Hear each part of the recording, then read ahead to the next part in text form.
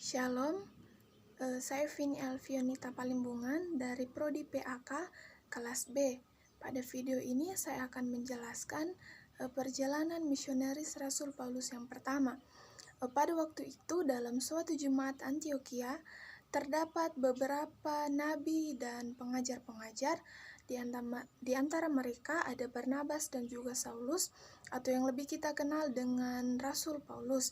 Ketika mereka sedang berdoa dan berpuasa kepada Tuhan, Roh Kudus datang kepada mereka lalu berkata, "Khususkanlah Barnabas dan juga Paulus bagiku untuk tugas yang telah kusiapkan bagi mereka." Nah, mendengar hal itu, mereka langsung berpuasa dan berdoa kepada Tuhan dan membiarkan Barnabas dan juga Paulus pergi. Nah, oleh karena perkataan dari Roh Kudus itu, maka Paulus dan juga Barnabas berangkat. Mereka berangkat dari Antioquia menuju ke Seleukia. Nah, dari Seleukia ini mereka berlayar ke Siprus. Di Siprus, mereka berhenti pada suatu pulau yang bernama Pulau Salamis. Pada waktu itu mereka juga disertai oleh Yohanes, Matius untuk membantu mereka. Nah, di Salamis ini mereka masuk dalam rumah-rumah ibadat orang Yahudi lalu memberitakan kebenaran tentang firman Tuhan. Nah, mereka mengelilingi pulau ini hingga mereka sampai pada suatu pulau yang bernama Pulau Pafos. Di Pafos ini mereka bertemu dengan seorang Yahudi yang bernama Baryesus. Nah, Baryesus ini merupakan seorang nabi palsu atau penyihir. Ia juga merupakan kawan dekat dari gubernur pulau ini, yaitu Sergius Paulus. Nah, ketika itu Sergius Paulus ingin memanggil Barnabas dan juga Paulus karena ia hendak mendengarkan kebenaran akan firman Tuhan. Tetapi si Baryesus ini hendak menghalangi Barnabas dan juga Paulus, dan ia ingin membelokkan gubernur tersebut dari imannya. Tetapi dengan rasa penuh dengan Roh Kudus, Paulus melawan Baryesus itu, dan pada waktu itu Baryesus mendapat celaka dan ia mengalami kebutaan. Nah, melihat hal itu terjadi, maka percayalah gubernur itu, dan ia takjub akan firman dan kebenaran firman Allah. Setelah itu mereka meninggalkan Pafos dan pergi ke Perga. Tetapi pada saat itu Yohanes tidak ikut lagi bersama-sama dengan mereka. Yohanes meninggalkan Paulus dan Barnabas, lalu ia kembali ke Yerusalem. Nah, dari Perga, Barnabas dan juga Paulus pergi ke Antioquia di Pisidia. Nah, di Antioquia di Pisidia ini, tepat pada hari Sabat, mereka masuk ke rumah ibadat. Nah, setelah pembacaan hukum-hukum Taurat dan kitab-kitab Nabi, para pembesar-pembesar agama pada saat itu memberi kesempatan kepada siapa saja yang ingin memberikan pesan di tempat itu.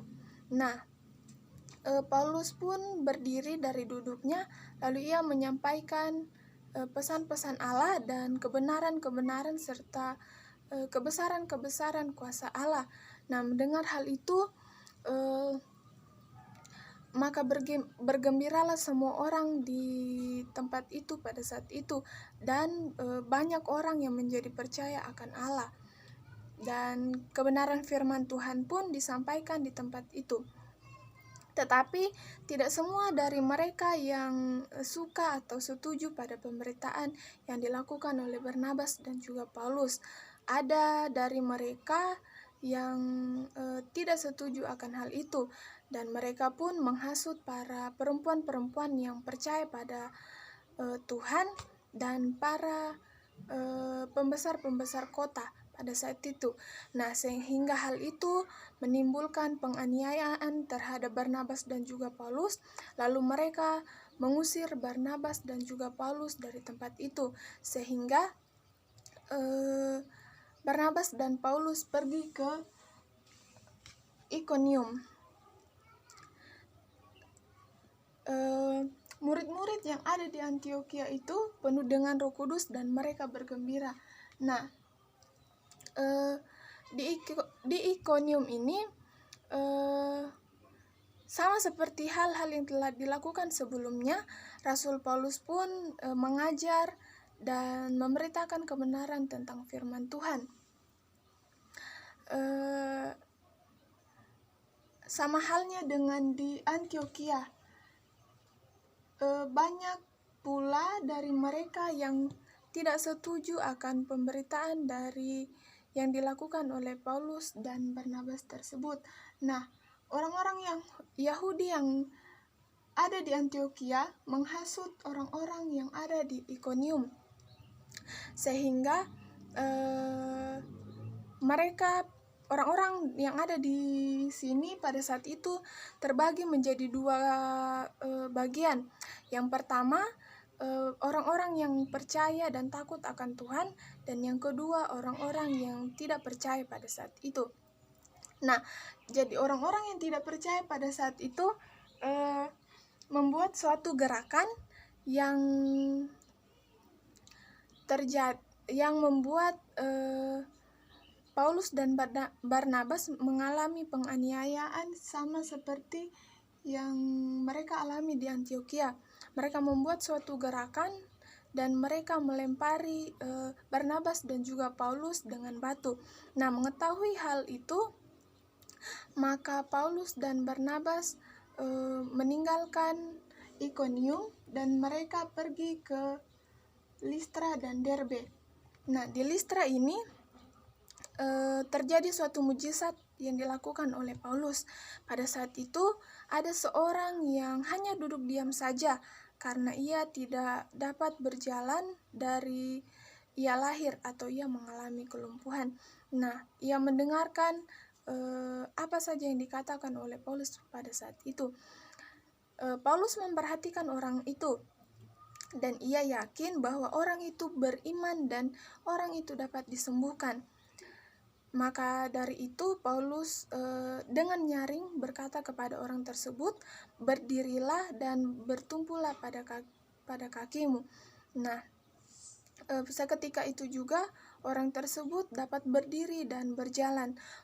Melihat hal tersebut atau melihat mujizat yang terjadi yang dilakukan oleh Paulus, maka orang-orang yang ada di situ pada saat itu menjadi takjub dan percaya kepada Paulus, sehingga orang-orang tersebut mengeluh-elukan dan menyembah serta memberi persembahan kepada Paulus dan juga Barnabas. Tetapi Paulus dan Barnabas tidak menghendaki hal tersebut karena mereka tahu mereka hanya manusia biasa yang sama seperti orang-orang itu, dan mereka melakukan mujizat tersebut atas kehendak Tuhan. Tetapi mereka tidak mendengarkan apa yang dikatakan oleh Paulus dan juga Barnabas. Mereka tetap memberi persembahan kepada Paulus dan juga Barnabas. Sama halnya juga yang ada di Antiokhia dan Ikonium, orang-orang yang ada pada saat itu, yang ada di Antiokhia dan Ikonium pun menghasut orang-orang yang ada di Listra, sehingga hal yang sama pun terjadi pada mereka. Dan Paulus dan Barnabas pun pergi ke Derbe. Paulus dan Barnabas memberitakan Injil di kota itu dan memperoleh banyak murid. Lalu mereka setelah memberitakan Injil tersebut dan banyak murid-murid yang percaya, mereka kembali ke Listra, Ikonium, Antiokhia, dan Perga. Mereka memberitakan kebenaran firman Tuhan di Perga, lalu ke Atalia di pantai. Nah,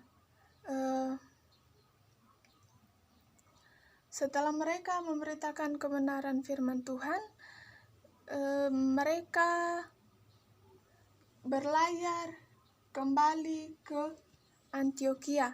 Nah, setelah mereka kembali di Antiokhia, mereka memanggil para jemaat-jemaat yang ada pada saat itu, lalu mereka memberitakan kuasa Tuhan yang terjadi